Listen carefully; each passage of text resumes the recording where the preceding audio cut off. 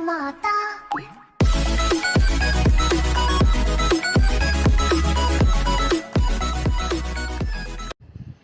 Assalamualaikum warahmatullahi wabarakatuh. Halo anak-anak semuanya, kembali lagi bersama saya Bu Nina dalam video pembelajaran tema. Di video kali ini kita akan belajar tema 3, subtema 3, pembelajaran 1 sampai 6. Check it out. Nah, di halaman 85 ini terdapat percakapan. Mari kita baca bersama-sama ya. Judulnya obat sakit perut PSP atau pil sakit perut. Aduh, meringis sambil memegangi perutnya. Makan yang tidak benar membuat perut jadi tidak enak. Tidak bawa PSP ya? Sambil tersenyum sambil memegang obat PSP. Untuk gangguan perut karena bakteri, makanan pedas, asam, dan gas segera atasi dengan minum PSP. Dalam satu saset pil-pil kecil alami. Atasi penyebab sakit perut hingga ke pelosok. Minta obatnya? Minta, beli. Sambil tertawa. Perut tidak enak.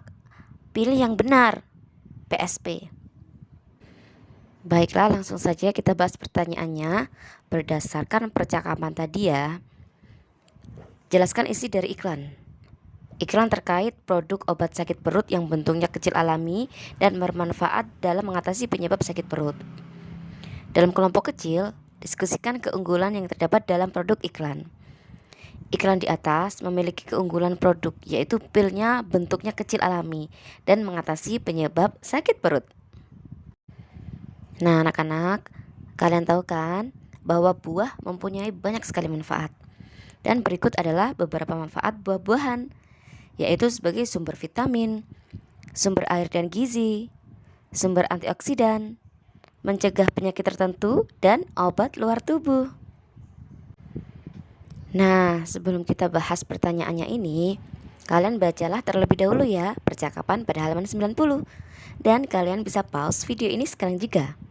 Pause video ini. Oke, sudahkah kalian membacanya? Baiklah, kalau kalian sudah membacanya, marilah kita bahas pertanyaannya bersama-sama ya. Sebutkan keunggulan buah lokal bila dilihat dari naskah iklan layanan masyarakat di atas. Dan jawabannya adalah harganya jauh lebih murah, lebih segar sebab jalur distribusinya lebih pendek. Buah lokal lebih aman untuk dikonsumsi. Konsumsi buah lokal membantu memberdayakan petani lokal dan buah lokal tanpa pengawet. Nah, yang ini kalian tahu semua kan? Ini gambar buah apa? Iya, ini adalah buah pisang. Manfaat buah pisang bagi pencernaan. Nah, pisang dapat mencegah MAH dan luka akibat gangguan pencernaan karena teksturnya yang lembut. Pisang dapat menetralisir iritasi pada bagian dalam perut. Daging buah pisang yang lembut melapisi dinding-dinding lambung dan usus sehingga dapat menjadi lapisan anti radang. Pisang sangat membantu bagi mereka yang mengalami masalah peradangan lambung atau usus. Pisang yang dicampur susu dan air atau dimasukkan ke dalam segelas susu cair dapat dihidangkan sebagai obat penyakit usus. Juga dapat direkomendasikan untuk pasien sakit perut dan untuk menetralkan keasaman lambung. Oke, sekarang kalian baca teks yang berjudul Perkumpulan Petani Pemakai Air di kitab halaman 95 sampai 96. Dan kalian bisa pause lagi video ini. Pause video ini sekarang juga.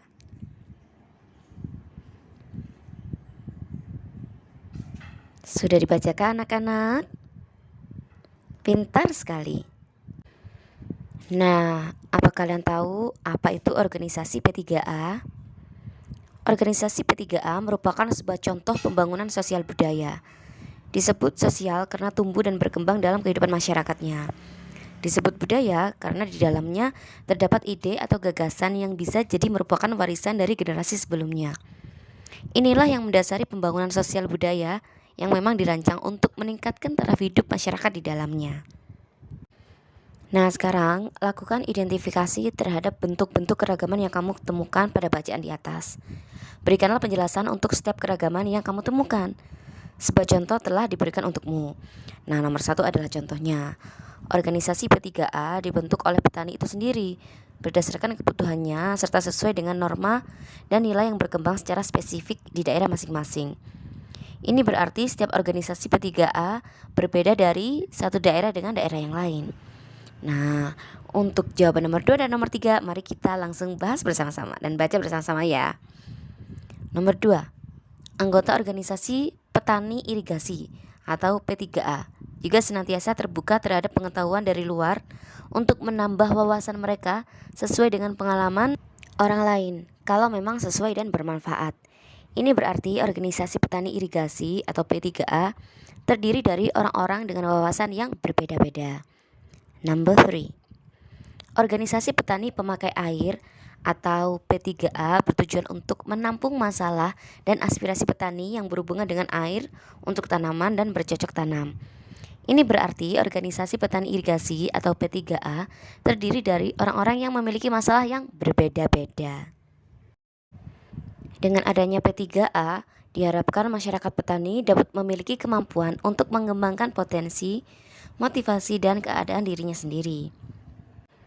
Nah, sekarang, menurut pendapatmu, hal-hal apakah yang dapat diperoleh masyarakat setempat dari sebuah pembangunan sosial budaya lainnya? Dan langsung saja kita jawab bersama-sama.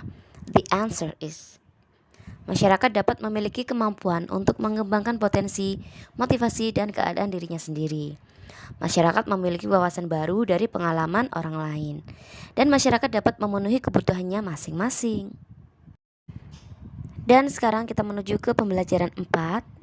Dan di sini seperti yang kalian lihat anak-anak, ini adalah gambar banyak orang dengan menggunakan pakaian adat yang berbeda-beda.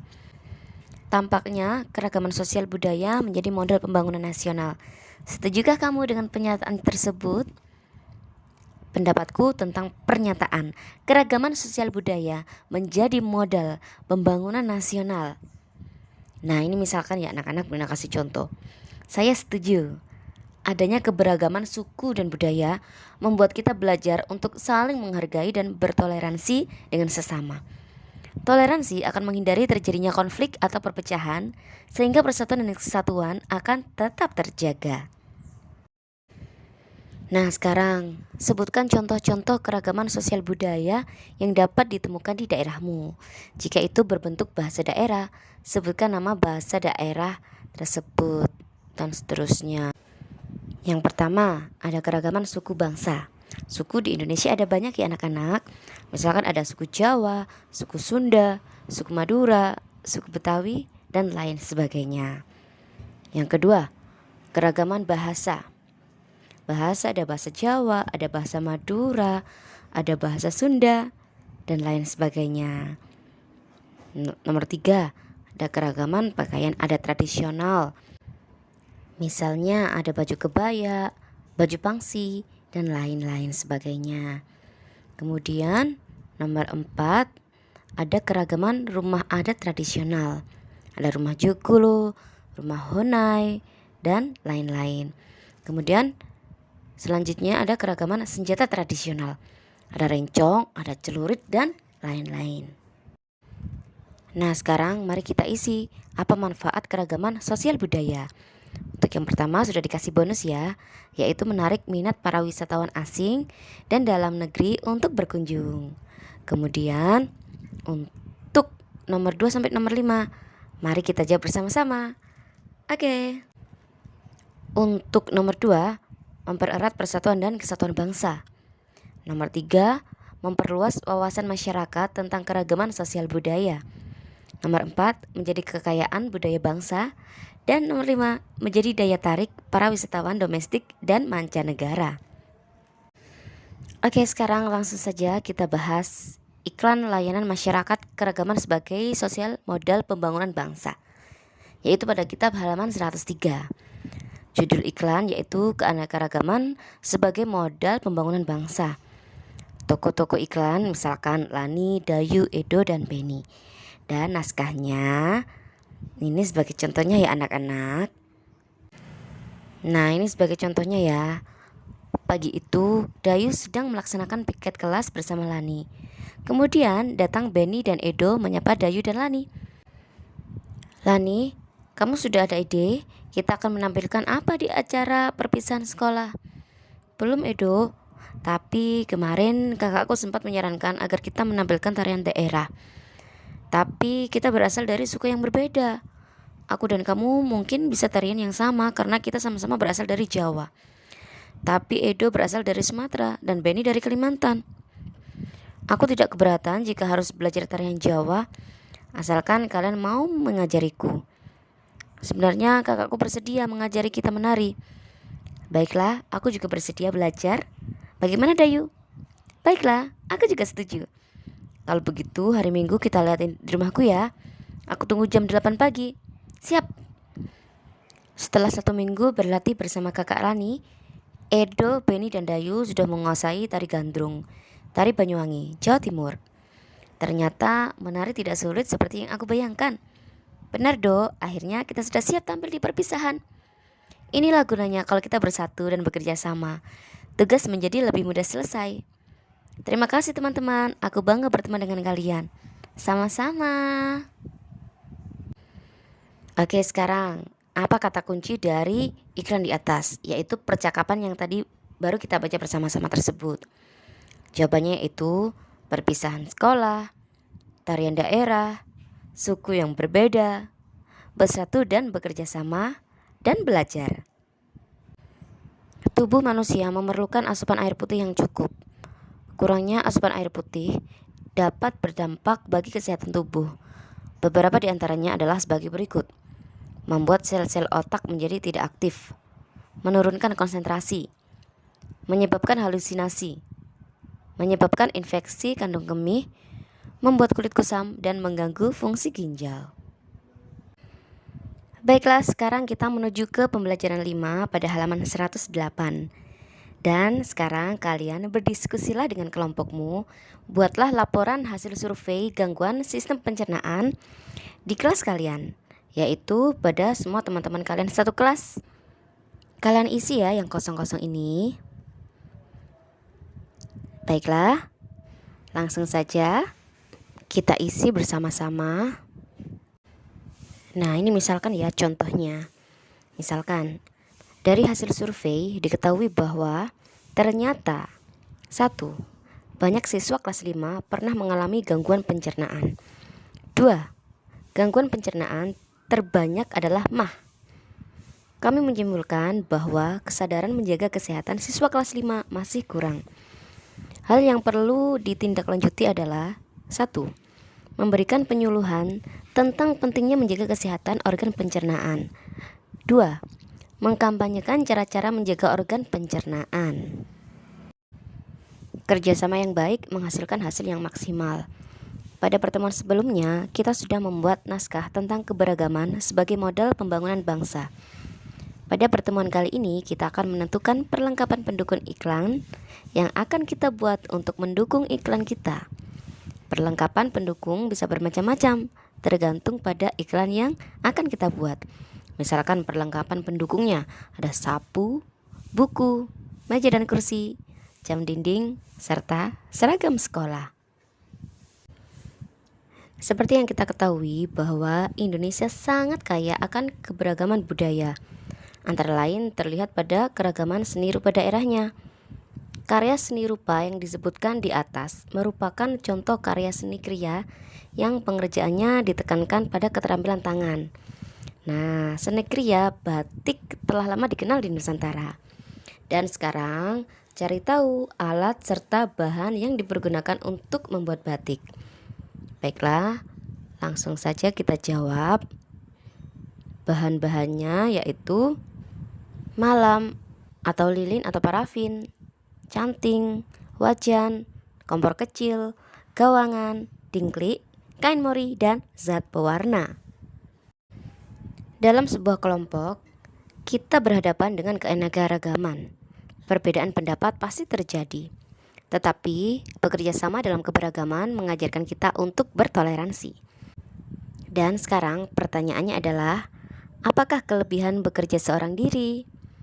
Dan jawabannya ada banyak sekali anak-anak, di antaranya dapat melatih kemandirian diri sendiri, melatih diri kita untuk memecahkan atau menjawab masalah dalam pekerjaan tersebut, melatih kefokusan diri kita lebih santai dan bekerja dengan nyaman.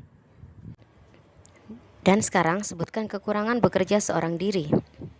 Kekurangan bekerja seorang diri adalah pekerjaan akan lama selesai, pekerjaan terasa lebih berat, tidak ada kerja sama tim, tidak dapat berbagi pendapat atau pikiran, dapat menimbulkan stres berlebih, tidak adanya diskusi sesama teman, lebih cepat merasa lelah, tidak dapat bertukar ide, dan tidak dapat meminta pendapat orang lain.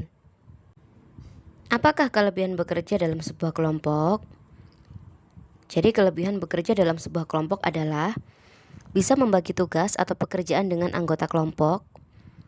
Pekerjaan akan terasa lebih ringan. Tugas atau pekerjaan yang berat akan lebih cepat selesai. Masalah dalam tugas atau pekerjaan bisa dirundingkan atau didiskusikan bersama dan bisa bertukar pendapat dan solusi antar anggota kelompok. Sekarang sebutkan kekurangan bekerja dalam sebuah kelompok. Nah, bekerja dalam sebuah kelompok itu juga mempunyai kekurangan loh anak-anak. Di antaranya dapat terjadi kecemburuan, dapat terjadi ketidakadilan dalam pembagian tugas, adanya anggota yang tidak mau bekerja sama, adanya banyak perbedaan pendapat, adanya pemaksaan kehendak, ada anggota yang tidak mau bekerja sama, dan adanya kecurangan dalam kerja kelompok. Pada pertemuan sebelumnya, kamu sudah membuat motif batik di selembar kertas gambar A4. Jika belum selesai dengan pewarnaannya, selesaikanlah pekerjaanmu. Cari tahu tentang makna motif batik yang kamu buat. Jika motif batik tersebut merupakan hasil karyamu sendiri, jelaskan pula makna motif batik yang terkandung di dalamnya. Setelah selesai, presentasikan hasil karyamu di depan kelas. Sekarang sebutkan teknik-teknik dalam pembuatan batik. Nah, teknik-tekniknya yaitu ada teknik canting tulis, teknik celup ikat, teknik printing, dan teknik colet. Sebutkan macam-macam motif batik Nusantara. Nah, ada banyak sekali anak-anak motif batik Nusantara. Di antaranya motif batik Parangkusumo, Solo, motif batik Megamendung, Cirebon, motif batik Ceplok, Yogyakarta, motif batik Kawung, Jawa Tengah, motif 7 rupa Pekalongan, motif batik Gentongan, Madura, motif batik Sogan, Solo, motif batik Rencong, Aceh, motif batik Sukamandi, Mandar, Sulawesi, motif batik Sidomukti, Solo, dan masih banyak lagi ya sebenarnya anak-anak. Apakah manfaat keberagaman budaya bagi suatu bangsa? Jawabannya adalah dapat menumbuhkan sikap kesatuan antara sesama, menumbuhkan sikap persatuan, dapat memperkaya aset kebudayaan suatu bangsa, membedakan suatu bangsa dengan bangsa lain, menumpuk sebuah rasa nasionalisme di masyarakat. Sampai di sini dulu pembelajaran kita di video kali ini. Semoga bermanfaat bagi kalian semua. Jangan lupa sholat 5 waktu dan lakukan kebaikan sebanyak mungkin. Terima kasih. Wassalamualaikum warahmatullahi wabarakatuh. 心がするがまたまた